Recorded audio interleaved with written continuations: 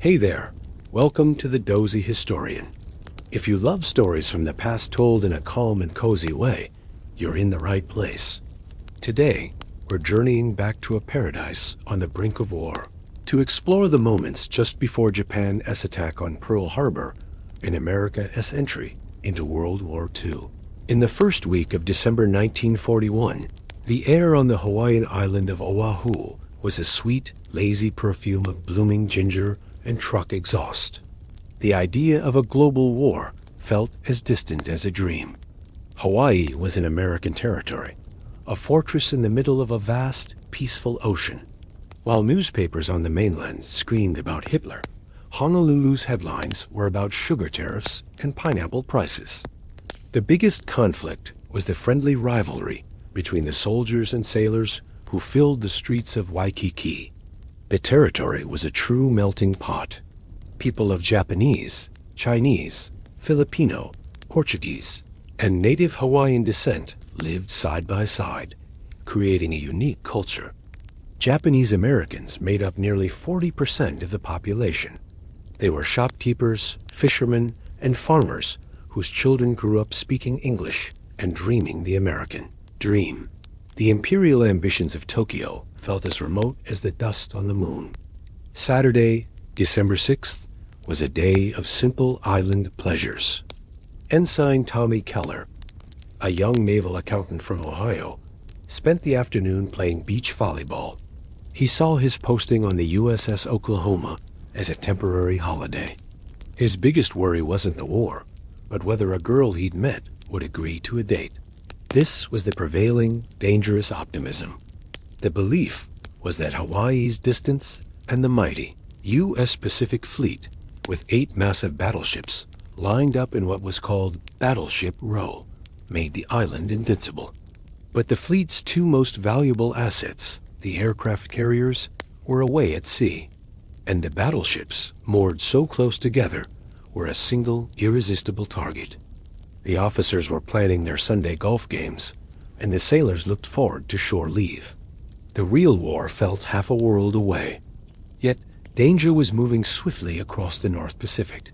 A ghost armada of 6 Japanese aircraft carriers, commanded by Vice Admiral Kiichi Nagamon, sailed under the cover of a storm, maintaining strict radio silence.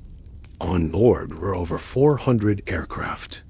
The Japanese sailors had spent months training for this one mission, a shallow-water torpedo attack designed to cripple the American fleet in a single devastating blow. The code to signal their success was Tora, Tora, Tiger, Tiger, Tiger. It meant total surprise had been achieved. Back in Hawaii, the final warnings were being missed. In Washington, D.C., cryptanalysts had deciphered Japan's declaration of war, pointing to an attack at 7:30 a.m. Honolulu time. General George Marshall tried to send a war warning, but radio interference forced him to use the slow commercial telegraph. The message was delayed. The American commanders in Hawaii, Admiral Kimmel and General Short, feared sabotage, not a full-scale aerial assault. So, they parked their planes wing to wing to guard them, creating perfect targets. Anti-aircraft ammo was locked up. The base was on a weekend schedule, with most of the crew asleep. The stage was set, not by conspiracy, but by human error and a stubborn refusal to believe the unbelievable. But why did Japan make this catastrophic decision? It wasn't madness. It was the suffocating reality of resource starvation and a rigid imperial ideology. Since its modernization, Japan had become an industrial power, but it lacked critical resources like oil, iron, and rubber. The military, the dominant force in Tokyo, saw only one solution: conquest. They called it the Greater East Asia Co-Prosperity Sphere, a nice name for a Japanese-controlled empire fueled by the resources of its neighbors. The war in China was already draining Japan's resources, and America was responding with hostility. The final pressure point came in July 1941 when President Roosevelt froze Japanese assets and imposed a total oil embargo. Japan imported nearly all its oil from the U.S., Without it, the Japanese military would grind to a halt within 2 years. The choice was simple and terrifying. Retreat from China and abandon the imperial dream, or launch a war to seize the oil they needed. Retreat was seen as a national disgrace. War became inevitable. The architect of the attack was Admiral Isoroku Yamamoto. He had studied at Harvard and knew America's industrial might. He warned his colleagues, "I shall run wild for the first 6 months or a year, but I have utterly no confidence for the second and third years." His strategy was born from this pessimism. He argued for a single knockout punch to cripple the U.S. Pacific Fleet, buying Japan 6 months to secure its new empire. The hope wasn't to defeat America, but to shatter its will to fight and force a negotiated peace. The target was Pearl Harbor, but there was a technical problem. The harbor was too shallow for conventional aerial torpedoes. They would just sink into the mud. Japanese engineers devised a brilliant solution. They attached wooden fins to the torpedoes, allowing them to stabilize in the shallow water. This simple innovation turned the American fleet's safe anchor into a death trap. All through the fall of 1941, Japanese pilots trained relentlessly for this one moment. Failure was not an option. Their entire empire was riding on the success of this desperate, calculated gamble. Thanks for joining me on this journey into the past.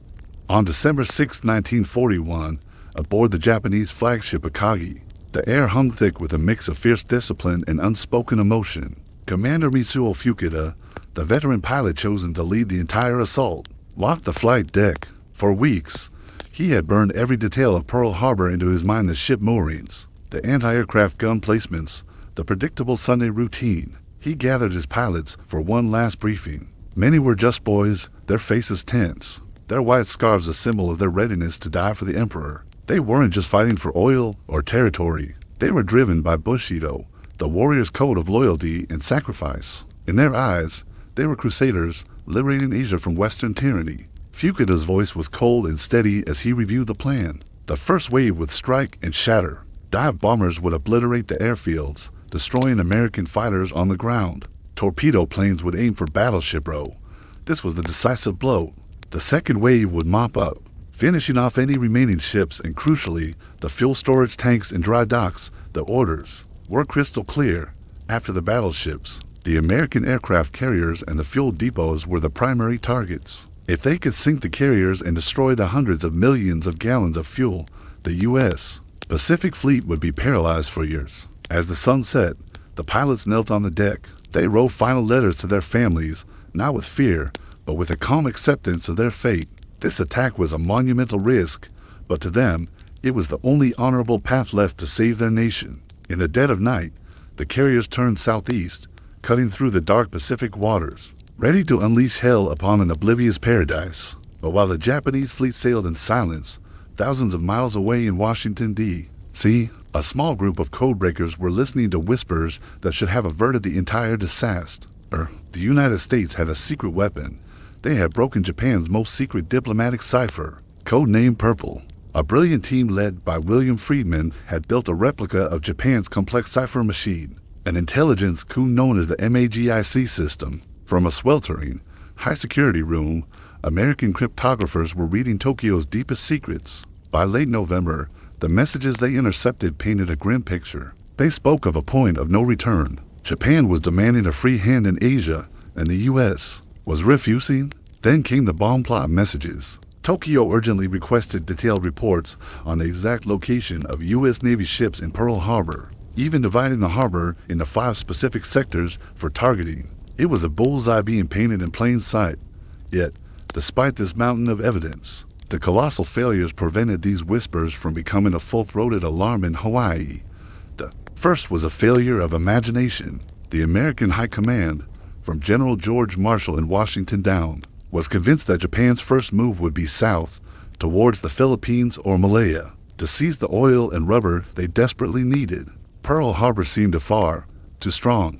It was simply unthinkable that Japan would dare attack America on its own soil. This deadly assumption colored all their interpretations. The bomb plot was dismissed as routine intelligence gathering. The second failure was a tragic comedy of errors. On Saturday, December 6th, MAGIC intercepted the first 13 parts of Japan's final, belligerent message to the U.S.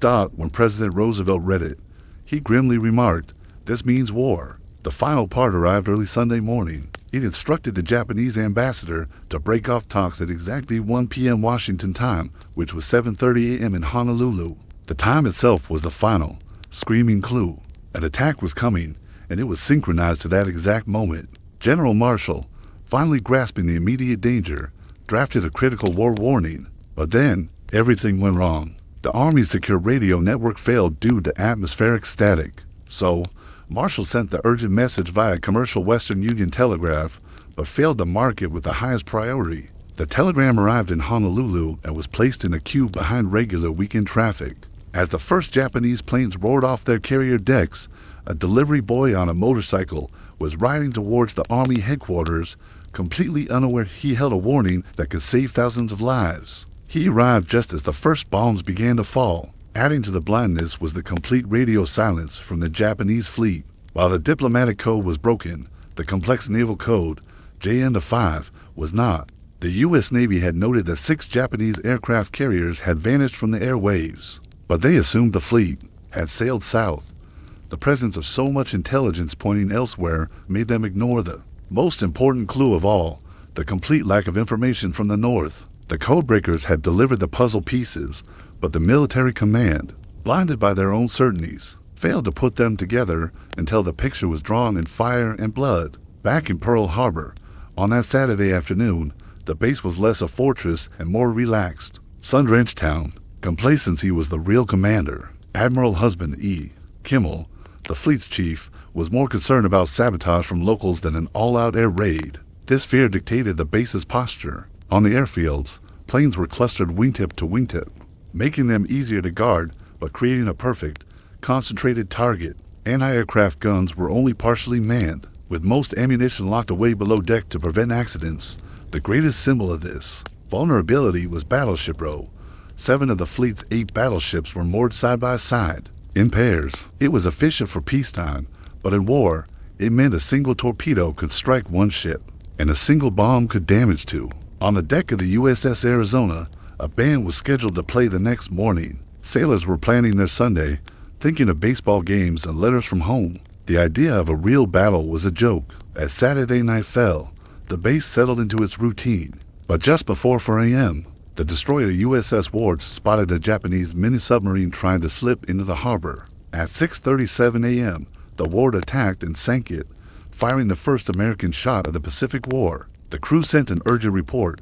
"We have attacked, fired upon, and sunk a submarine." This was an undeniable act of war, but the message moved slowly up a sleepy Sunday morning chain of command. The duty officer decided to wait for confirmation before sounding a general alarm. Minutes later, at 7:02 a.m., a private at a new radar station on Oahu as North Shore saw a massive blip on his screen over 50 aircraft approaching from the north. He reported it, but the duty officer dismissed it, assuming it was a flight of friendly B-17 bombers expected from California. The final warning was ignored. On the deck of the Arizona, the band began to tune their instruments. The coffee was brewing.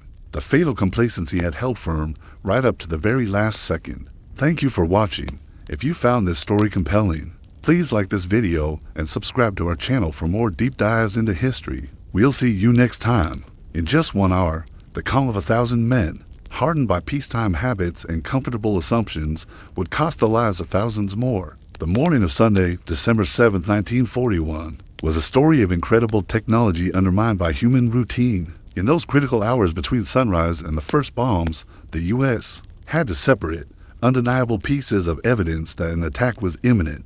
Both were tragically misunderstood, dismissed, or simply lost in the paperwork of a military not yet at war. The signs of the coming disaster were there, visible on a screen and audible in radio static, but no one recognized them for what they were. The first clear signal of attack came not from the sky, but from the sea. As the sun began to rise around 6:30 a.m., the crew of the old destroyer USS Ward was patrolling the restricted zone outside Pearl Harbor. They were already on alert after spotting the suspicious periscope earlier. Then, at 6:37 a.m., They saw it, the conning tower of a miniature Japanese submarine. This was one of 5 two-man subs sent to sneak into the harbor and torpedo the battleships. It was heading straight for the channel. The ward's commander, Lieutenant William Outerbridge, didn't hesitate. He ordered his crew to open fire. The first shell missed, but the second slammed into the base of the sub's conning tower. The ward then dropped a pattern of depth charges, and the underwater explosions confirmed the kill. This was the first shot fired in the Pacific War. At 6:45 a.m., Outerbridge sent an urgent, coded message to naval headquarters: "We have attacked, fired upon, and sunk a submarine operating in the defensive sea area." This should have been a screaming alarm. An enemy vessel, positively identified and destroyed, was trying to get into America's most important naval base. But the alarm never sounded. The young duty officer who received the message felt he needed confirmation. He called the ward's base, but the message was relayed slowly, bouncing between different command points. Precious time was wasted clarifying the exact words and deciding who should wake Admiral Kimmel. For nearly an hour, the proof of a hostile act of sunk enemy submarine sat on an officer's desk. The Naval Command, afraid of causing a massive, embarrassing false alarm on a quiet Sunday morning, chose procedure over urgency. The sinking of that sub should have triggered the highest level of alert. Instead, it became just another ignored warning. While the ward's report was stuck in bureaucratic limbo, another, even more significant warning was appearing high above the island. On the northern tip of Oahu, at a remote hill called Opana, stood a brand new, experimental radar station. It was staffed by 2 young Army privates, George Elliott and Joseph Lockard. Their shift was supposed to end at 7 a.m., but the truck to pick them up for breakfast was late. They decided to keep practicing on the equipment. At about 7:02 a.m., they stared in amazement as their screen lit up with a massive, almost solid blip. It was a target so large it was bigger than anything they had ever seen. The signal was coming from the north, about 132 miles away, and moving fast toward Oahu. Elliott estimated it was over 50 aircraft. "Geez, Lockard, what's that?" he said. The sheer size of the signal was terrifying. Lockard knew this was an unprecedented formation. At 7:06 a.m., he frantically called the information center at Fort Shafter. The phone was answered by Lieutenant Kermit Tyler. Tyler was a fighter pilot, not an intelligence analyst, and he knew almost nothing about the new radar system. His job that morning was simply to pass information up the chain of command, but only if he thought it was necessary. Lockard reported the sighting, a large formation 132 miles out, approaching fast. Tyler's response was a fatal mix of assumption and bad information. He remembered that a flight of 12 B-17 bombers was scheduled to arrive from California that morning. He also knew the Navy sometimes ran its own training flights, so he replied with words that would go down in history: "Don't you worry about it." He explained it was probably the B-17s. He never asked how big the formation was or how fast it was moving details. That would have instantly shown the difference between 12 planes and over 50. Relieved, the private shut down the radar set at 7:39 a.m. and waited for the ride. The ghost on the screen had been explained away. In the critical minutes that followed, every system designed to protect the fleet had failed. The final diplomatic warning was sitting on a desk, undelivered. The definite sinking of a hostile submarine was trapped in red tape. The massive radar sighting was casually dismissed by an uninformed officer. The Japanese strike force, having crossed the Pacific in total radio silence, was now in position. Commander Mitsuo Fukita, leading the attack from his bomber, looked down and saw the Hawaiian Islands below. The sky was clear, the weather was perfect, and the harbor was still, with the great battleships lined up like targets in a gallery. He could see the military airfields, with American planes parked wingtip to wingtip, easy to destroy. He saw no patrolling fighters. The surprise was total. Fukita keyed his radio, sending the attack signal to the entire fleet. 2-2-2, the signal to charge. Minutes later, as the first dive bombers and torpedo planes began their terrifying descent, Fukita sent a second message, the one every man in the Japanese fleet was waiting for. "Tora, Tora, Tora." It meant tiger, tiger, tiger. It wasn't a battle cry. It was the cold confirmation that they had caught the entire United States Pacific Fleet completely asleep. The ghosts from the radar had become real, made of fire and steel. Paradise was about to become the center of World War II. The change was instant, violent, and absolute. At 7:55 a.m., the peaceful quiet of Sunday morning wasn't just broken, it was shattered by a monstrous roar. It started with a high-pitched, screaming whine of engines diving from the clouds. The sound was like 1,000 angry hornets, followed immediately by the shocking impact of explosions. For those on the ground, the shift from peace to war was so sudden the mind couldn't even process it. On board the USS Arizona, Seaman First Class Walt Hinch was just finishing breakfast. He heard a tremendous whoomph that shook the entire steel ship. His first thought was a boiler accident. His second, as smoke filled the mess hall, was that they must have hit a stray mine. Anything but the truth. But the truth was raining from the sky. The Japanese first wave 183 planes had split into coordinated attack groups. Dive bombers targeted the airfields, while torpedo bombers headed for Battleship Row.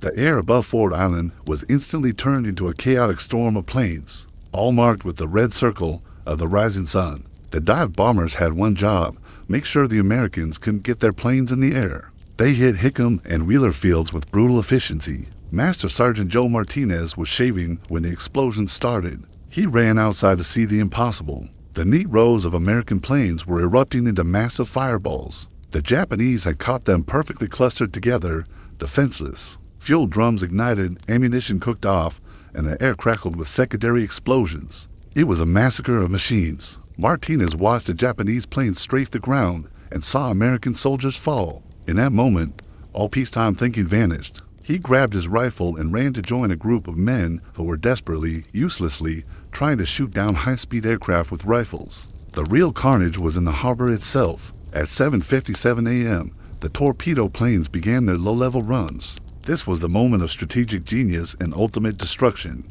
Ensign Tommy Keller was standing on the deck of the USS Oklahoma when he heard the air raid alarm. Already too late. He looked out and saw a torpedo plane skimming just 50 feet above the water. They dropped their deadly payloads, which raced toward the tightly packed ships. The Oklahoma was hit first. Tommy felt the ship lurch violently, followed by a terrifying roar as a torpedo ripped a massive hole in its side. Before the crew could react, a second torpedo hit, then a third and a fourth. The massive battleship began to roll onto its side with staggering speed. Men on deck suddenly found themselves standing on a vertical wall below deck where Tommy was. The world went black as water poured in, cold and violent, crushing everything in its path. The age of innocence was over, and the war had begun.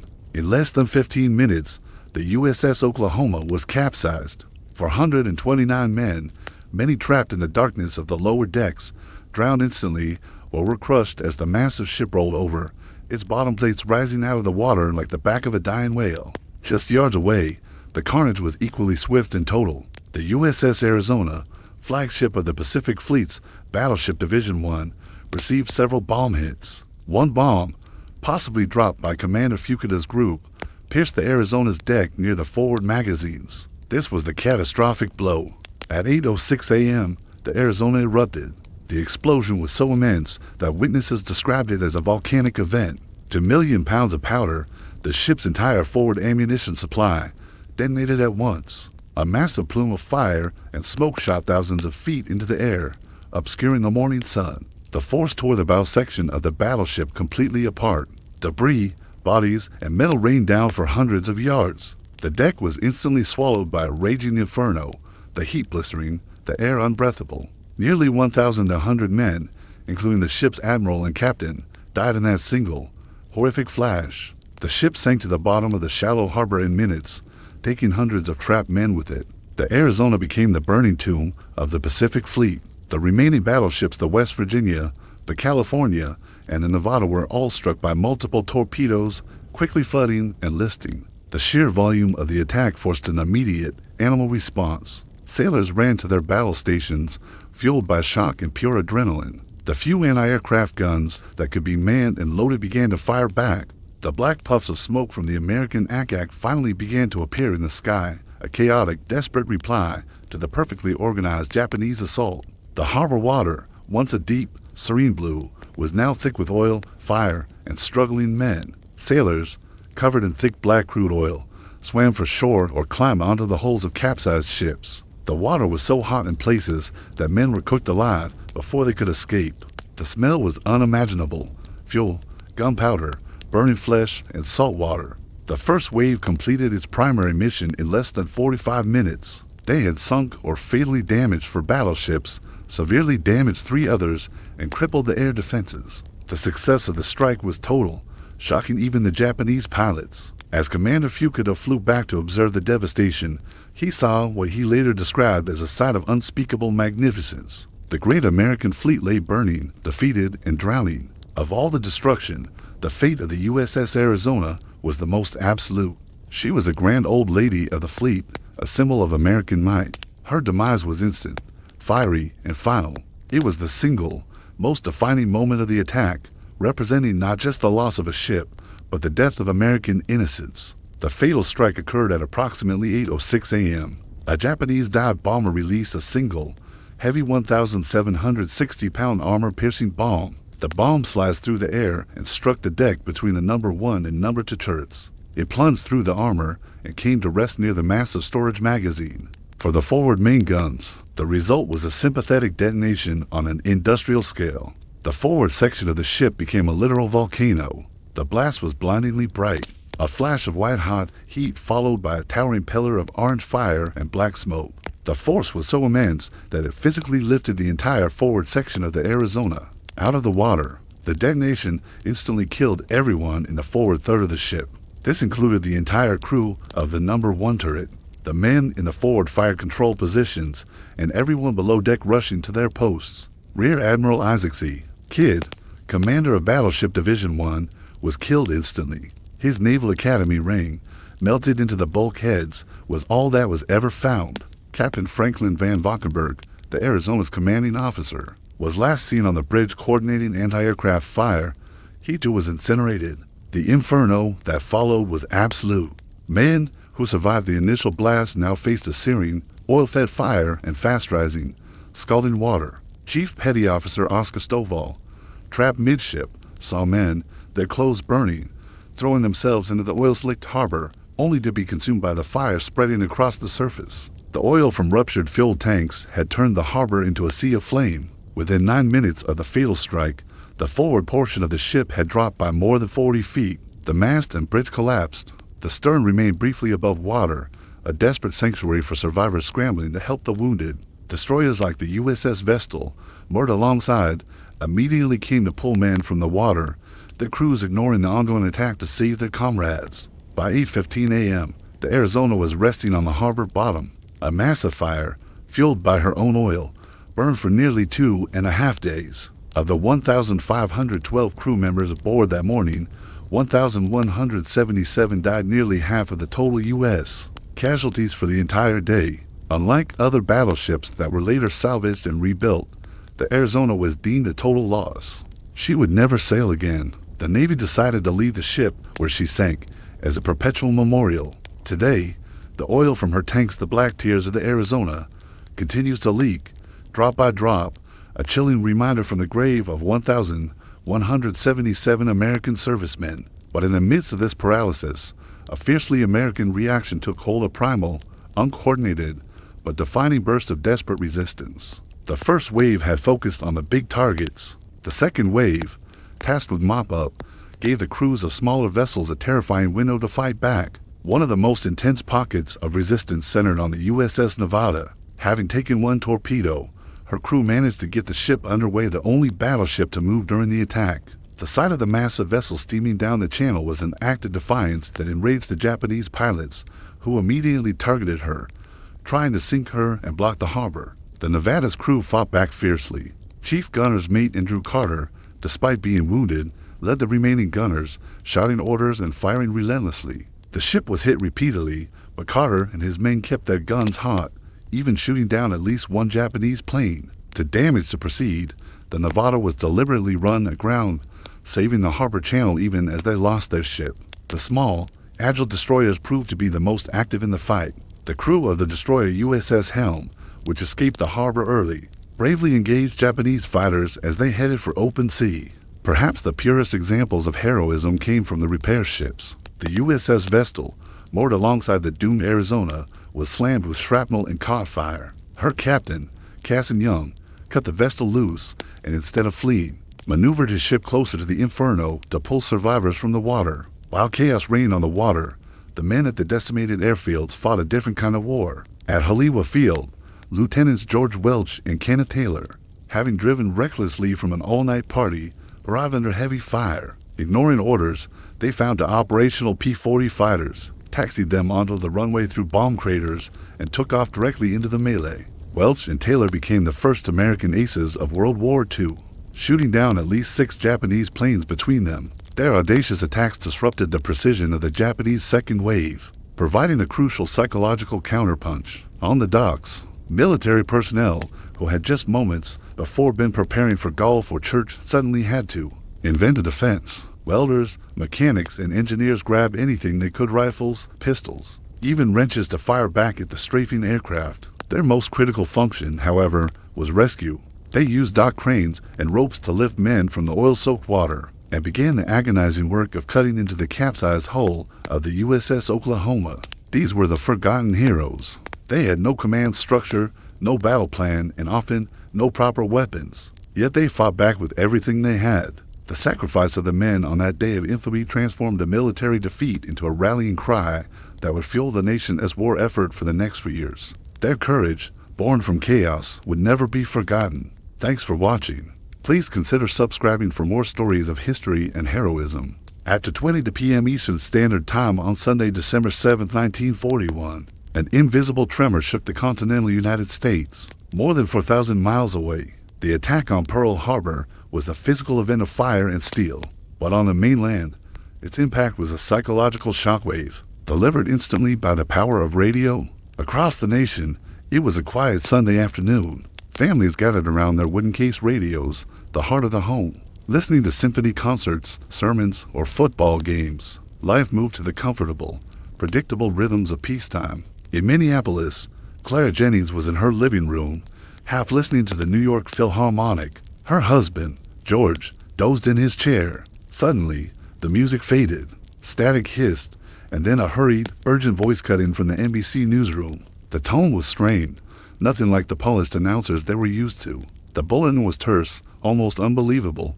We interrupt this program to bring you a special news bulletin. The Japanese have attacked Pearl Harbor, Hawaii, by air. George jolted upright. Clara dropped a ladle. The words hung in the air, seeming to come from another world. Attacked by air in Hawaii? It sounded like a radio drama, a terrifying fiction. The war was supposed to be across the oceans. As minutes bled into confusion, the bulletins grew more frequent, more horrific. Rival network CBS cut into its own broadcast. News services scrambled to confirm the damage, leading to a chaotic mix of fact and speculation. Reports claimed entire fleets were sunk. Thousands were dead. In newsrooms, chaos reigned. Reporters, initially skeptical, were now glued to the teletype machines. President Roosevelt's press secretary, Stephen Early, issued the official confirmation, adding a grim detail: the attack cost a number of lives. That ambiguity was terrifying. The radio became the nation's single lifeline to the disaster. Every station, from soap operas to church services, switched to continuous news. H.V. Cal Timburn, the dean of radio analysts, his voice cracking with emotion, declared, "This is an act of war, a totally unprovoked, dastardly act of war." He instantly defined the attack not just as a military strike, but as profound treachery. These radio reports crashed into every corner of American life. At a Steelers game in Pittsburgh, an announcer paused mid-play, his voice stunned, and relayed the news. The roar of the crowd died, replaced by a silent, anxious mob. Fathers, workers, and students in the stands knew their lives were about to change forever. On a farm in Iowa, a man who had argued for isolationism for years heard the bulletin, walked straight to his barn, and began preparing his equipment for a war he now knew was coming. For millions, isolationism died that afternoon on the radio waves. On the West Coast, the fear was more immediate. In Los Angeles and San Francisco, panic began to rise. Were they next? Civilian defense wardens were called up. People rushed to grocery stores, preparing for a siege. In those first few hours, the national mood was a volatile mix of shock, grief, and a unanimous, burning rage. The attack was seen as a surprise assault executed while diplomats were still negotiating in Washington. This sense of betrayal crystallized the national will. In the White House, President Roosevelt worked late into the night. He listened to the chaotic broadcasts, but his own response was carefully measured. He needed to gather the facts and craft a response that would unite a divided nation. On a notepad, he scratched out a phrase that would capture the nation's sense of betrayal and become immortal, a date which will live in infamy. By Sunday evening, the United States was a changed nation. The carefree routine was gone. The radio, which brought the horrifying news, now carried the weight of a country suddenly at war. The collective denial had vanished, replaced by a fierce, driving resolve, born of betrayal and burning ships. The sleeping giant had been awakened. Back on Oahu, as the last Japanese plane disappeared, the silence that fell was not peaceful. It was a vacuum filled by the crackle of immense fires and the moans of the wounded. The air was thick with the taste of burnt oil and pulverized concrete. The beautiful Hawaiian morning had become a hazy, choking nightmare. The immediate task was simple, yet overwhelming. Fight the fires and save the trapped. The heart of the devastation was Battleship Row. The USS Arizona was a massive, fire-breathing monument to destruction, a column of black smoke staining the sky. Nearby, the USS Oklahoma lay completely capsized, a monstrous metal whale. From deep within her inverted hull, a chilling sound began, tapping, the desperate pleas of trapped sailors. The harbor water itself was a horror show, coated in thick, burning fuel oil. Men pulled from the water were covered in the viscous goo, unrecognizable except for their eyes. The docks were littered with wreckage, torn clothes, and the dead, laid out under blankets as quickly as they were recovered. But amidst the horror, an inspiring heroism emerged. Hierarchy dissolved. Sailors, soldiers, doctors, nurses, and civilians became a single, desperate rescue force. On the capsized Oklahoma, Navy Yard workers and civilian welders swarmed the hull with torches. The work was agonizingly slow. Every spark risked igniting fumes. But over 36 hours, men like Chief Metalsmith David Bell cut through the steel, rescuing 30 of the survivors. The hospitals were overwhelmed. Lieutenant Annie Fox, a nurse at Hickam Field, worked tirelessly under fire, setting up a first aid station. Her courage would earn her the first Purple Heart awarded to a woman for combat. Doctors operated on floors slick with blood and oil, while local residents, including Japanese Americans who faced immediate suspicion, arrived in droves to donate blood and help the rescue teams. But the sailors and soldiers weren't just victims. During the attack, they fought back with a ferocity that stunned the Japanese pilots. They formed human chains, passing heavy ammunition shells to the few remaining guns. Hundreds of men stood on open docks, firing rifles at the diving planes. While mostly ineffective, this rifleman's war created a hazardous wall of fire, forcing Japanese pilots higher and reducing their accuracy. The Japanese noted in their debriefings a surprisingly rapid and fierce resistance. That replaced the initial chaos. The surprise was gone. The Americans were fighting back. Mess cooks became stretcher bearers. Band members became firefighters. Mechanics rushed to get a few last P-40s into the sky.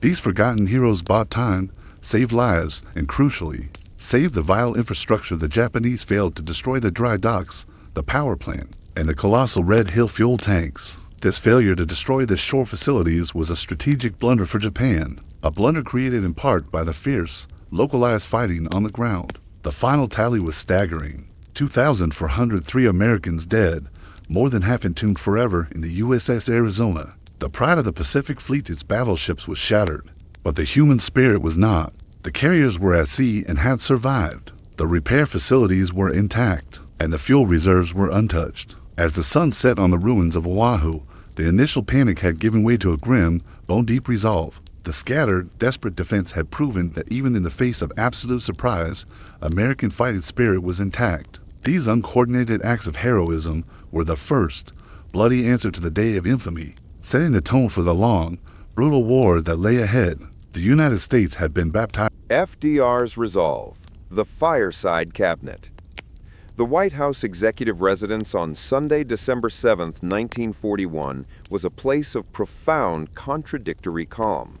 While the radio waves outside crackled with panic and speculation, inside, the complex machinery of war was being set into motion by a man whose external composure masked a fierce, ice-cold resolve.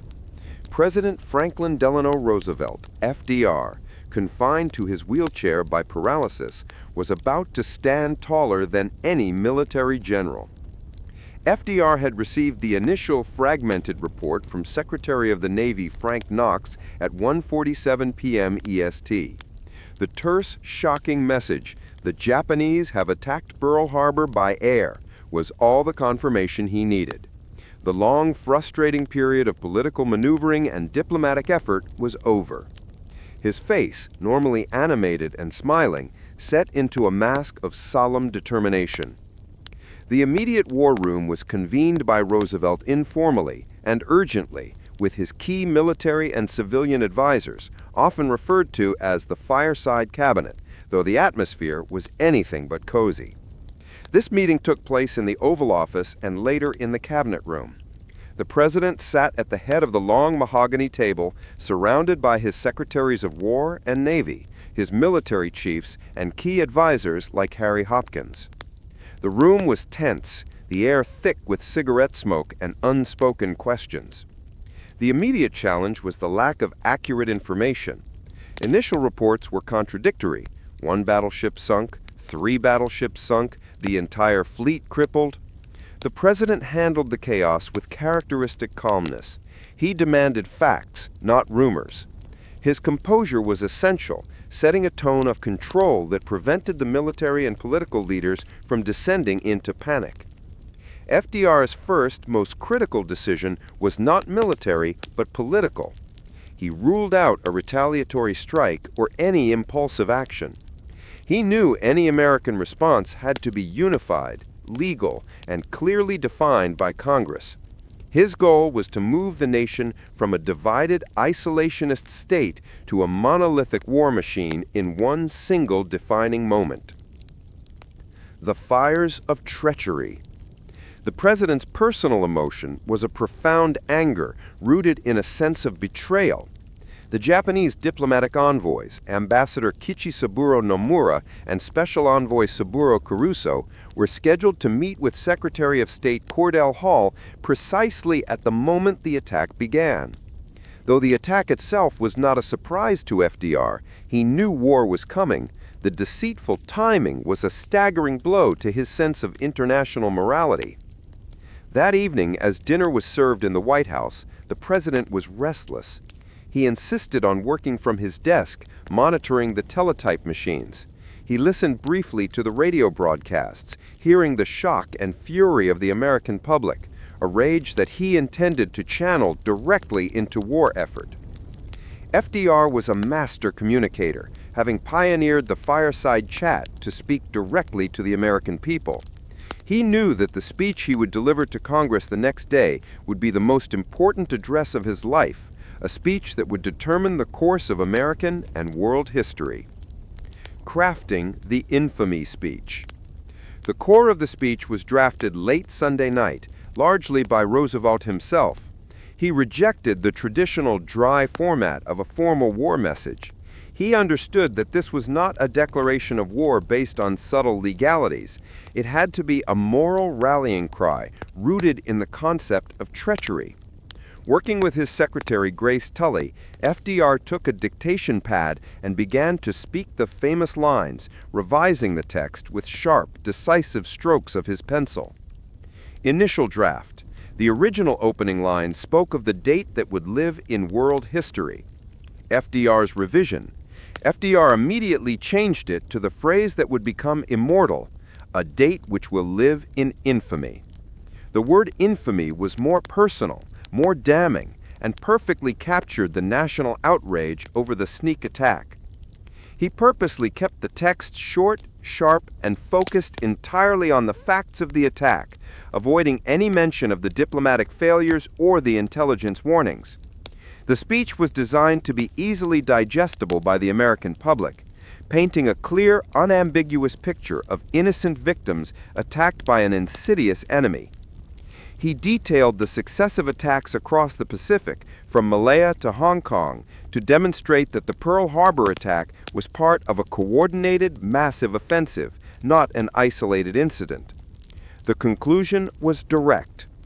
I ask that the Congress declare that since the unprovoked and dastardly attack by Japan on Sunday, December 7, 1941, a state of war has existed between the United States and the Japanese Empire. The morning of destiny dawned grimly, but the air in Washington was electrified with purpose. Roosevelt, dressed impeccably, was wheeled into the House chamber just after 12:30 p.m. The atmosphere in the joint session of Congress was unprecedented, a mix of solemnity, tension, and unified determination. The deep political fissures that had divided the nation for years had been instantly cauterized by the fires of Pearl Harbor. Roosevelt stood, supported by his braces and cane, a visible sign of his own physical struggle, at the podium and began to speak. His voice, usually warm and fluid during his fireside chats, was now grave, deliberate, and resonant. Yesterday, December 7th, 1941, a date which will live in infamy, the United States of America was suddenly and deliberately attacked by naval and air forces of the Empire of Japan. The effect was instantaneous and profound. The speech was heard not only by the congressman, but by the entire nation, broadcast live to millions of families huddled around their radio sets. When he finished the 4-minute address, the chamber erupted in thunderous applause and cheers, not of celebration, but of fierce, unified support. The resolution for war was drafted immediately. Within an hour, the Senate voted 82-0 in favor. The House voted 388-1.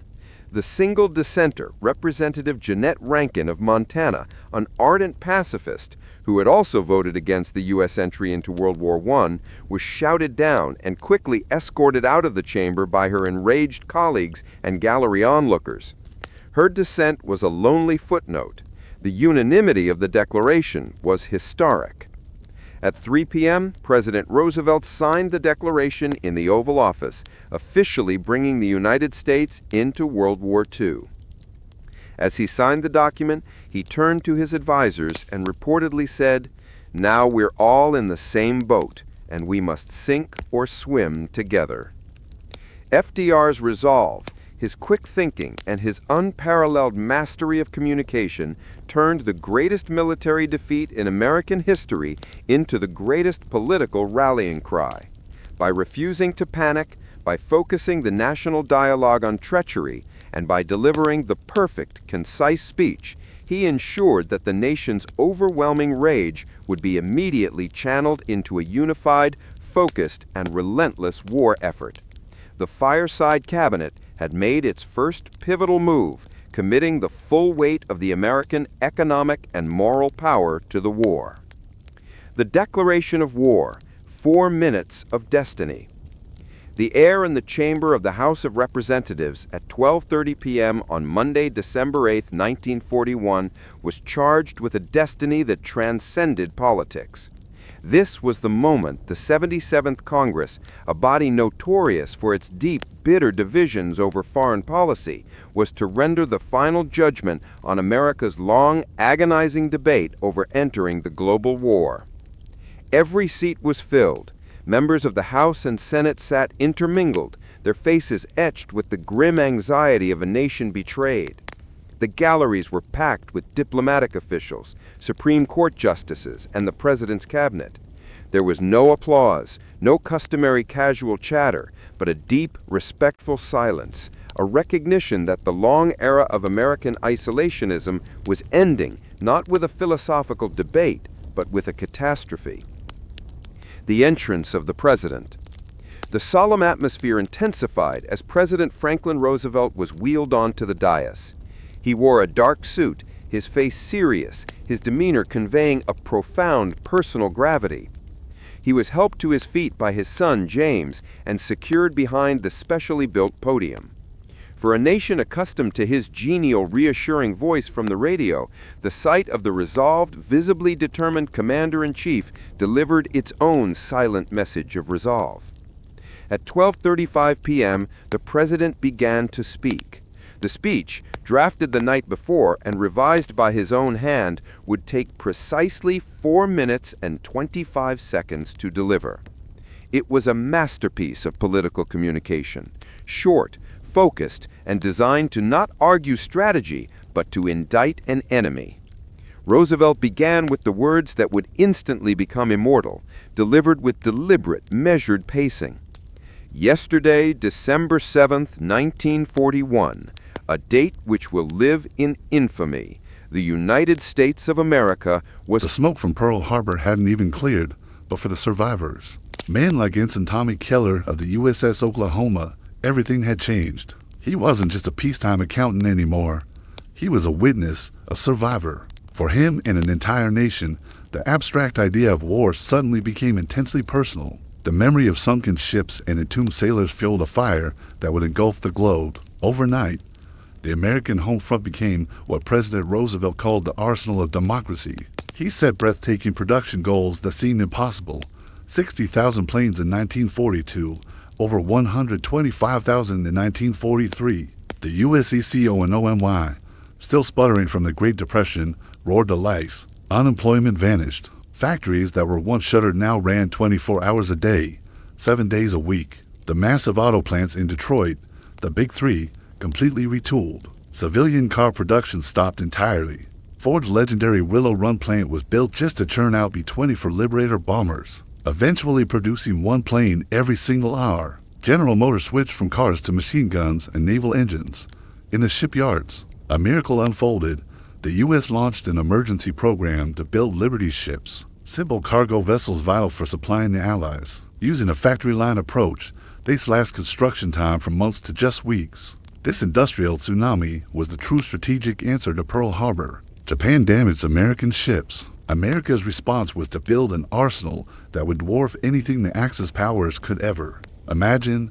This massive effort demanded a profound cultural shift, with millions of men enlisting. Women streamed into factories and shipyards. Rosie the Riveter became an icon, a symbol of female strength and patriotism as women took on jobs like welding and riveting, forever changing the American economy. The war also accelerated the Great Migration.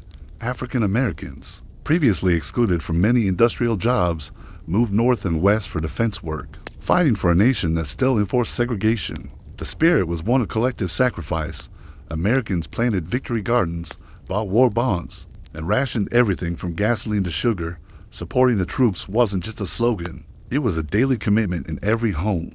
But this new unity had a dark side. The shock of the sneak attack fueled an irrational fear of sabotage. This fear fell squarely on the Japanese-American community, despite no documented cases of sabotage. Ingrained prejudice led to one of the worst civil rights violations in American history. In February 1942, President Roosevelt signed Executive Order 9066, leading to the forced removal and incarceration of over 110,000 Japanese immigrants and American citizens from their homes. Their businesses were lost, their loyalty questioned. It was a tragic contradiction at the heart of a nation united for war. As the nation mobilized, Washington, D.C. was a storm of political and military activity. The country demanded answers. The first to fall were the commanders in Hawaii, Admiral Husband Kimmel and General Walter Short. They had received war warnings, but failed to anticipate a direct assault. Just 9 days after the attack, they were relieved of command, becoming the public scapegoats for the disaster. While later investigations would show that intelligence failures in Washington played a huge role, Kimmel and Short were forever marked as the men caught asleep at the switch. Their fall sent a clear message to every commander: failure would not be tolerated. While the blame game played out, the real work began, a total reinvention of American military strategy. The attack proved the brutal truths. The battleship era was over, and the aircraft carrier was now king of the sea. Admiral Ernest J. King, a tough, brilliant officer, was put in charge of the U.S. fleet. His primary directive was simple: hold the line in the Pacific and plan for vengeance. The overall strategy was Germany first, but the American public demanded retribution against Japan, and they needed it now. This led to one of the most audacious plans of the war, the Doolittle Raid. The idea was breathtakingly risky.